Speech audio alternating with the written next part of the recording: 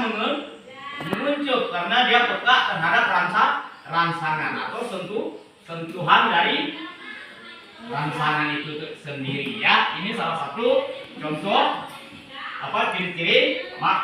ciri-ciri makhluk hidup pertumbuhan gerak pada tumbuhan ya.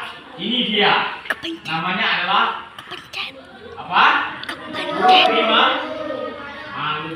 Ada berapa tumbuhan yang bisa hidup atau disentuh akan mendapat rangsangan? Sepertinya bunga pukul 4 ya. Bunga pukul 4 itu dia akan, kalau malam hari dia akan tidur.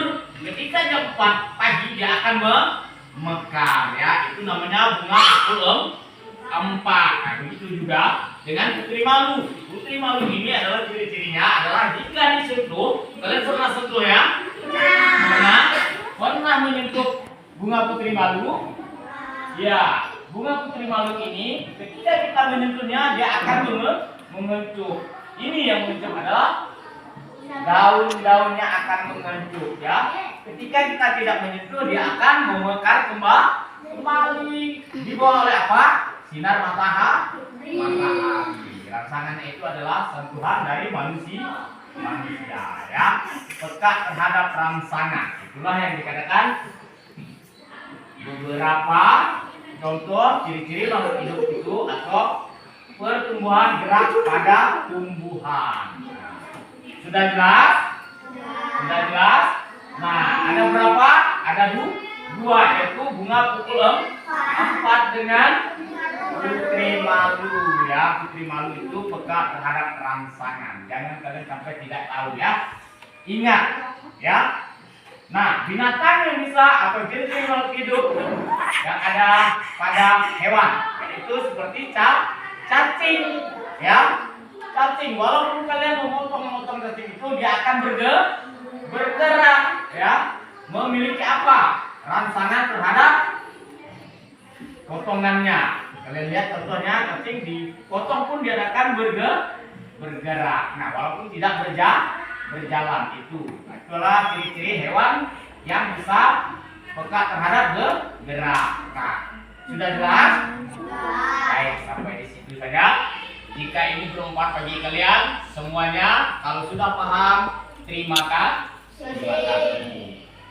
Nama saya Debidu Herdi, Uti Pontianak, Salut Serikandi Kabupaten Bengkayang. Hari ini saya akan mempraktek tentang IPA, yaitu tentang simbiosisme komensialisme, yaitu tentang tanaman jahe dan cacing ya.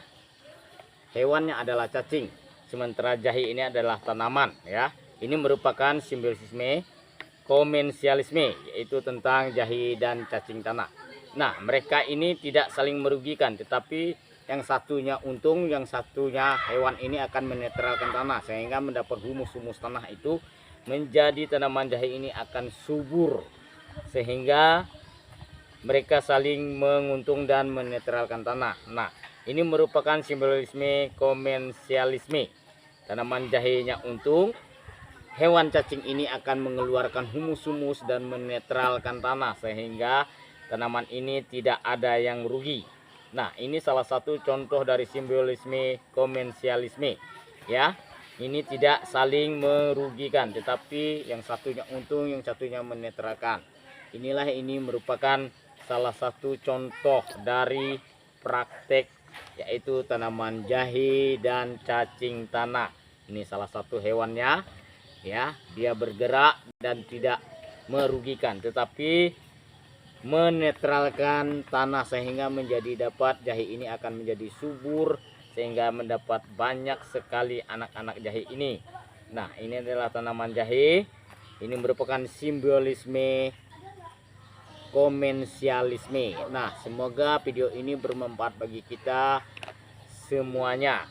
Bagi yang melihatnya semuanya akan bermanfaat tentang simbolisme komensialisme ini, yaitu tentang pohon jahe dan cacing tanah. Salah satunya video ini adalah tentang simbolisme. Nah, terima kasih. Sampai.